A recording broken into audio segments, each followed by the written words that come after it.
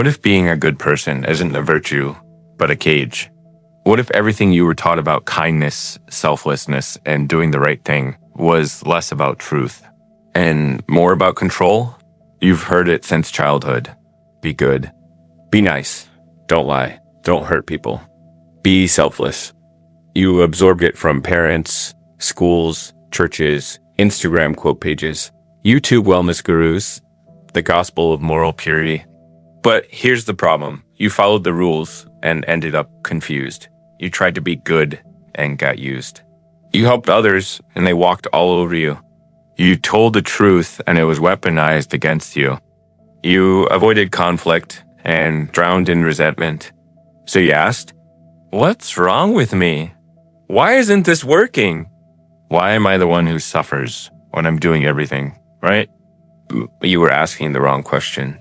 Because the real question is, who told you that being good was the goal in the first place? Enter Niccolò Machiavelli, the man most associated with deception, manipulation, and power. The name itself, Machiavellian, has become an insult. A shorthand for cold, calculating, heartless strategy. But what if we've misunderstood him? What if Machiavelli wasn't advocating cruelty, but exposing a brutal truth no one else dared to admit? That in the real world, being good isn't enough. In fact, in many cases, it's a liability. A lesson from The Prince. In his infamous 16th century guide to political survival, The Prince Machiavelli drops a bomb that still echoes today. Here's the idea. It is necessary for a prince to learn how not to be good. Let that sink in.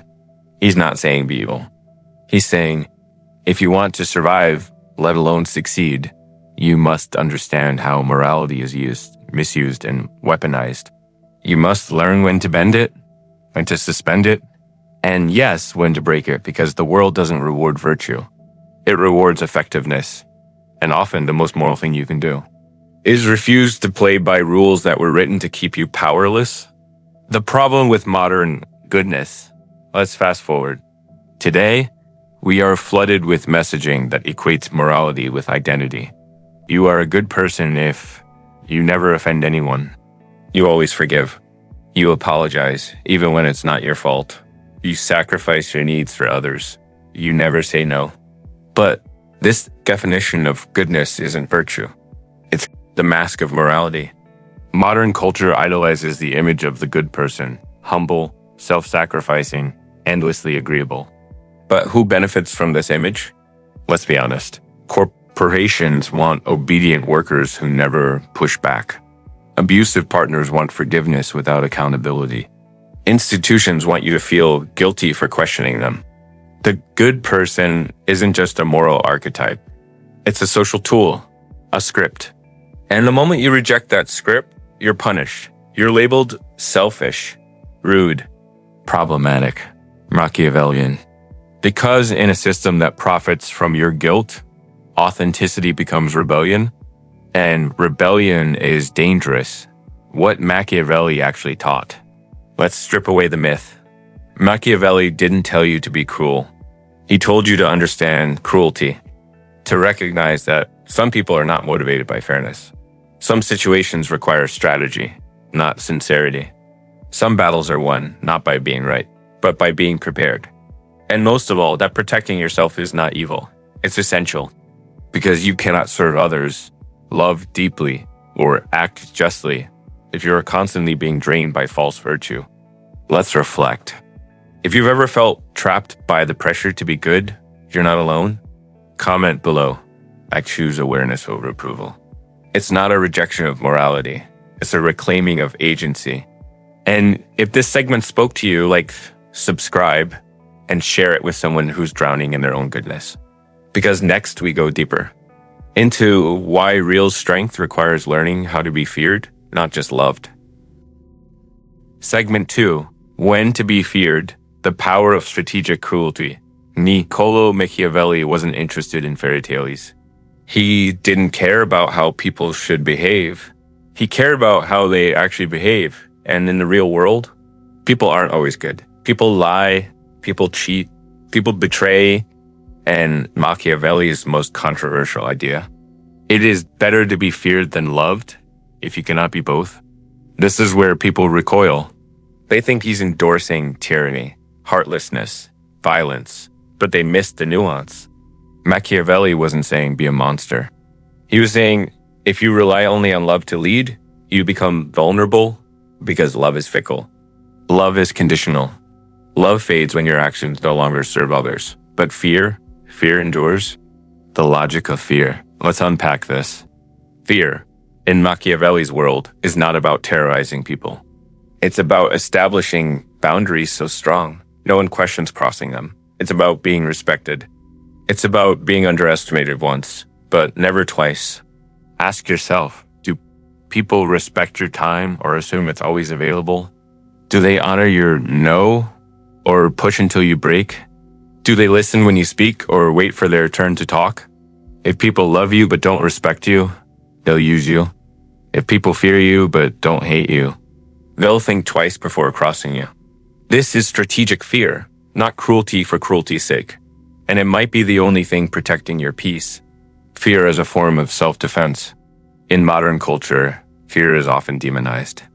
We're told to always be kind, always forgive, always understand the other side. But when does kindness become weakness? When does forgiveness become enabling? When does understanding become permission? There's a line. And if you don't draw it, someone else will draw it for you. And they'll draw it around your throat. Machiavelli's advice is uncomfortable because it works. Not in a utopia, but in this walk away, confront directly, enforce a standard. They behave differently. They may not always like you, but they won't cross you. And in many cases, they'll respect you more. Because secretly, people crave structure. They test boundaries not because they're bad, but because they want to know what you'll tolerate. If you tolerate everything, you lose their respect. If you tolerate nothing, you lose their trust. But if you're clear, firm, and unapologetic, you become unshakable. And Machiavelli knew power that is unshakable is power that lasts. Cruelty versus strategy. Let's address the elephant in the room. What about cruelty? Is Machiavelli really saying it's okay to be ruthless? Yes, but with limits. In The Prince, he explains, injuries should be inflicted all at once, so that their ill savor being less lasting, men will forget it sooner. Benefits should be granted little by little. Translation? If you must hurt someone, do it swiftly, clearly, and decisively. Dragging it out only prolongs suffering and resentment. Meanwhile, kindness should be dispensed slowly, with care, so it has time to take root. This isn't just politics. This is human psychology. It's why breaking up with someone in one clean conversation is better than slowly ghosting them. It's why confronting betrayal directly is better than passive aggression. It's why boundaries set in clarity hurt less than expectations set in silence. Strategic cruelty isn't about being evil. It's about making hard decisions once so healing can begin. Biology of power.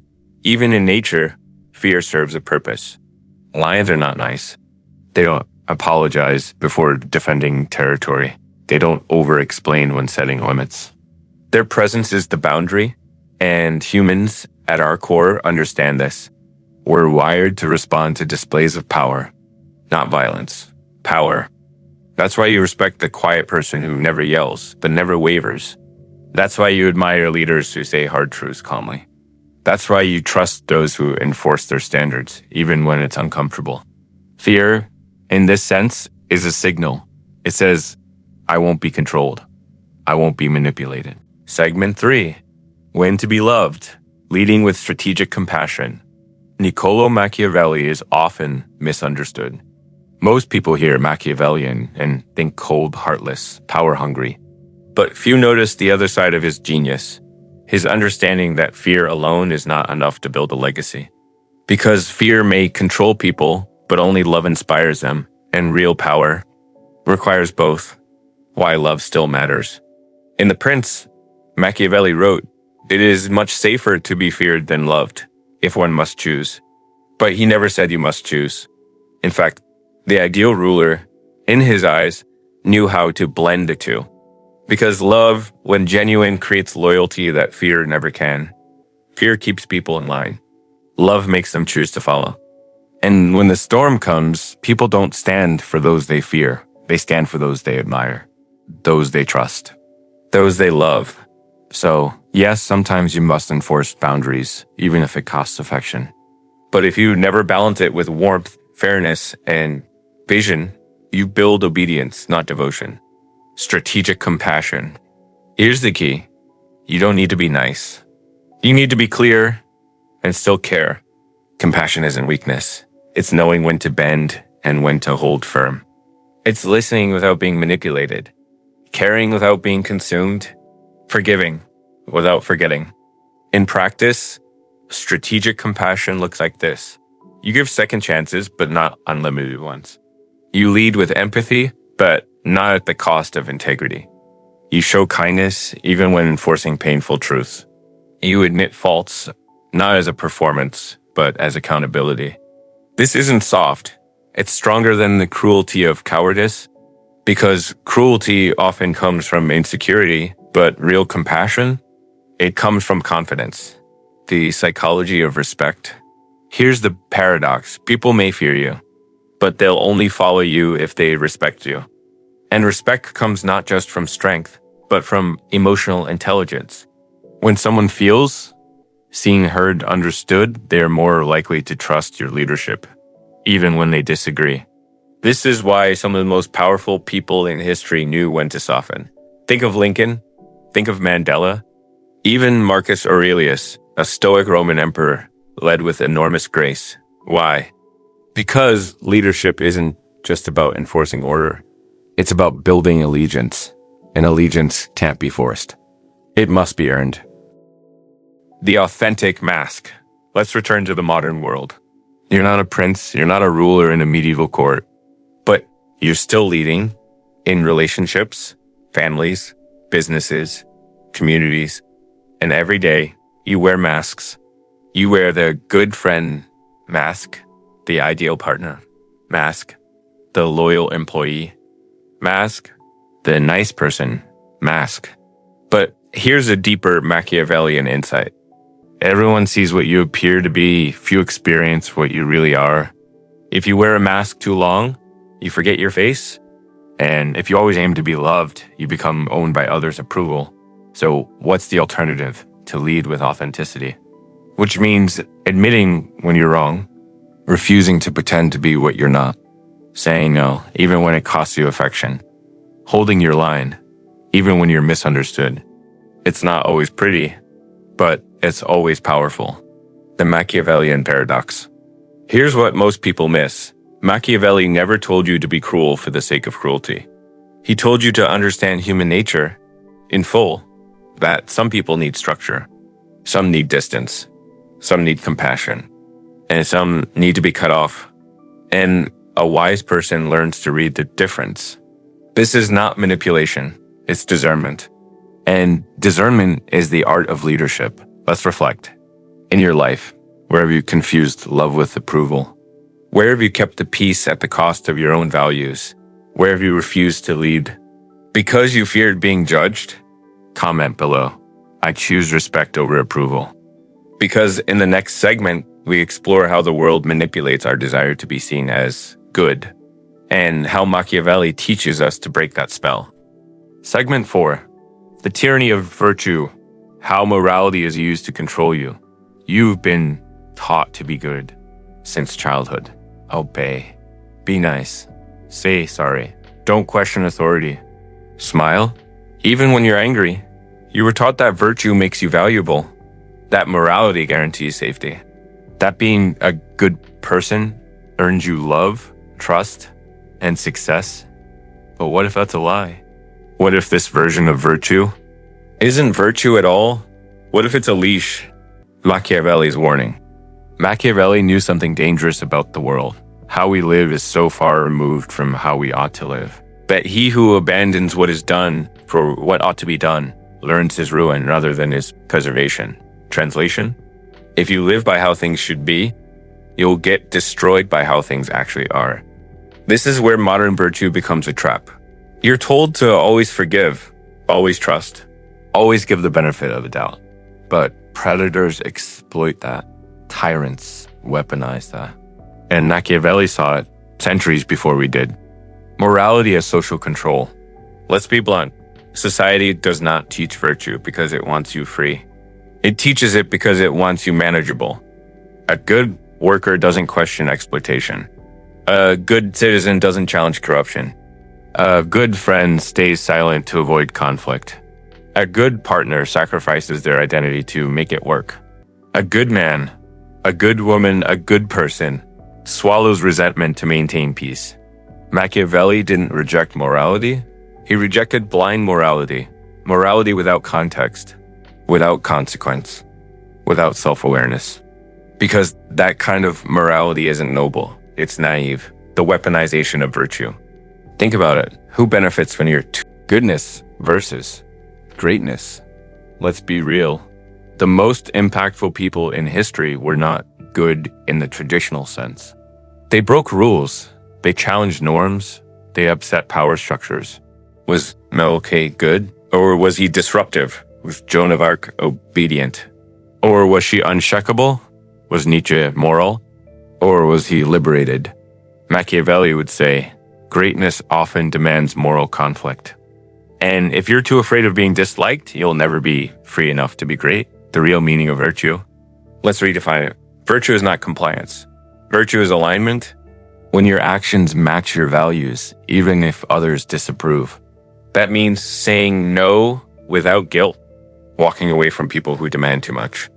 Holding people accountable, even when it's uncomfortable. Refusing to play a role that was never yours to begin with. That's what Machiavelli admired most. Courage. Not just on the battlefield, but in the mind. The courage to live in reality, not fantasy. To see the world as it is and still choose your values. To know when to yield and when to stand. That is the new virtue. Not the leash, but the sword. Let's reflect. Where in your life are you performing virtue? Where are you being good because you're afraid of being bad? Where are you being moral at the expense of your truth? Comment below. No more moral performance. And share this video if someone you know is trapped in the same cage. Because in the next segment, we'll uncover how to reclaim power in a world designed to make you feel weak. Segment 5. The Path to Real Power. Machiavelli's blueprint for inner sovereignty. Power. Most people misunderstand it. They think power is money, or politics, or brute control. But Niccolò Machiavelli saw something deeper. Power isn't about conquering kingdoms. It's about conquering yourself. Because the man who cannot govern his own emotions, actions, and decisions will always be ruled by someone else. So, what is real power? Let's break it down. Machiavelli style. Power starts with clarity. The first rule of sovereignty: see the world as it is, not as you wish it to be. This is where most people fail. They live in denial about their relationships, about their work, about their addictions, about their own patterns. Machiavelli's most radical lesson was this. He who deceives will always find someone who will let himself be deceived, but the worst deceiver is often you lying to yourself. So real power begins with ruthless honesty. No illusions, no sugarcoating, just truth. Only then do you change it. Power requires strategy. Machiavelli didn't worship power for its own sake. He studied it like an architect studies structures. He believed success came from understanding timing, navigating human behavior, mastering perception, and building alliances, not blind loyalty. This is important. You don't rise by force alone. You rise by playing the game better. That means learning what motivates others, knowing when to speak and when to stay silent, making allies before you need them, preparing when others procrastinate, reading the room, and adjusting without losing your core. This isn't manipulation. It's emotional intelligence with purpose. Power is inner governance. If someone insults you and you lash out and they control you, if someone withholds love and you crumble, they control you. If society demands obedience and you blindly comply, you are not sovereign. You are owned. So real power is discipline. It is the ability to respond, not react. It is breathing before retaliating, waiting before committing, thinking before obeying, pausing before pleasing. It's the courage to delay gratification. So your actions serve your future, not just your impulse. Power is psychological mastery. Let's go deeper. The most powerful people understand this. Every human is ruled by core needs: security, validation, status, love, control. The one who understands those needs can lead, guide, or outmaneuver anyone, but the one who's ruled by them will always be a pawn. Machiavelli wanted you to know this. People are not just rational. They are emotional, volatile, symbolic. So your real power is in knowing what drives you, what drives them, and how to align both or choose when to walk away. You don't control people by dominating them. You do it by understanding them better than they understand themselves. That's psychological sovereignty, the code of sovereign power. Let's rewrite the rules of being powerful. 1. Learn human nature, not to exploit, but to anticipate. 2. Stay grounded in reality. Don't fight the world you wish existed. Operate in the one that does. 3. Control yourself first, emotionally, financially, physically, energetically. 4. Speak sparingly. Power listens more than it explains. 5. Choose influence over attention. Visibility is not strength. Depth is. 6. Never beg to belong. The sovereign creates their own tribe. 7. Define your own virtue. Don't live by borrowed morality. Live by values you've earned. The final power play. You want to be free? Then stop asking for permission. Stop waiting to be chosen. Stop hoping the world will hand you your moment. Build your own throne. It might be lonely. It might cost you comfort. It might alienate the people who liked you better weak. But the reward, you become untouchable. Not because you're heartless, but because you finally learned. Real power is not in being feared. It's not in being loved. It's in being whole, with or without them. Final reflection? Comment below. I am done performing. I choose sovereignty. If this message spoke to you, share it. Because someone out there is still trapped in the illusion of being good. And they need to wake up. Segment 6. Integrating Machiavelli. Becoming your own prince. You've made it here, to the end. You've seen the lies of false goodness. You've faced the reality of power. You've walked through fear, illusion, obedience, and awakening. Now there's only one question left. Who are you becoming? Because the Machiavellian path is not about pretending to be a king. It's about becoming so sovereign that you no longer need a throne. Let's bring everything together. The true prince is self-created. Machiavelli wrote The Prince for leaders, but he was really writing for us. He knew the world was full of naive idealists, people who waited for fate, God, or virtue to hand them power. He wrote to say, no one is coming to save you. You must craft yourself into the kind of person the world cannot ignore. That's your task. Not to dominate others, but to master your environment, to master your choices, to master yourself. Because you are the architect, no more playing roles, no more moral theater, no more approval addiction. You were not born to be small. The battle is internal. There is no emperor trying to crush you. No medieval court scheming behind closed doors. Today's enemy is inside you. Your fear of being disliked, your need to explain yourself, your habit of waiting for someone else to act, your compulsion to look good rather than be real. The Machiavellian transformation is internal. It begins when you stop asking, what should I do? And start asking, what is real and what is necessary? Because life will test you. And if you can't respond with clarity, courage, and precision, you'll live reacting to everyone else's moves. That's not sovereignty. That's slavery in disguise. The new code of power. Let's make it practical. Here's how you apply this today. 1. Audit your masks. Where are you pretending to be nice to avoid discomfort? 2. Audit your boundaries. Where are you saying yes just to avoid being seen as bad? 3. Audit your strategy. Where are you wasting energy trying to win battles that don't matter? 4. Audit your self-talk. Are you giving yourself orders or excuses because the real ruler? He governs his mind first, and once the mind is ruled, the world follows. This is not about coldness. Let's be clear. Being strategic doesn't mean being soulless. Being sovereign doesn't mean being heartless. In fact, when you stop chasing approval, you have more to give, more clarity, more purpose, more love, from a place of strength, not need. That's when your relationships deepen. That's when your projects grow. That's when your presence becomes, you don't need to scream to be heard. You don't need to beg to be chosen. You don't need to lie to be liked. You simply are, clear, unapologetic. That's power. The final challenge. If you've watched this far, it's not by accident. Something in you is done performing. Something in you is done waiting. Something in you is done being good at the cost of being free. So here's your challenge. Step into your own authority. Not tomorrow. Not when it's convenient.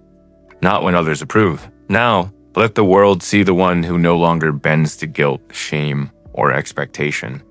Let them meet the real you, not the puppet, not the projection, but the Prince Machiavelli believed you could become. Final reflection. Comment below. I choose power rooted in truth. Subscribe if this video shook something in you. Share it with someone who's ready to stop being owned. And if you want more like this, we've only just begun. The next video explores how to lead with calm power in a world built on chaos. Watch it, not for me, but because the world needs fewer good people and more powerful ones. Until next time, be ruthless, be clear, be whole,